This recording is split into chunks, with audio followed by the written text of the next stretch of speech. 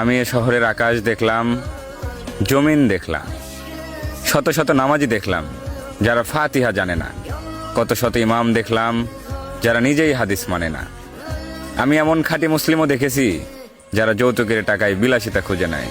আমি তোমার এমন ভক্তও দেখেছি যারা নিজের অসুস্থ বাবাকে বাসায় রেখে পীরের পায়ে তেল দেয়। এ শহরের কত কিছুর সাক্ষী আমি। আমি কি মাফ পাবো? যে কপাল তৈরি হয়েছিল সিজদার জন্য, সে কপালে আজও দাগ পড়েনি।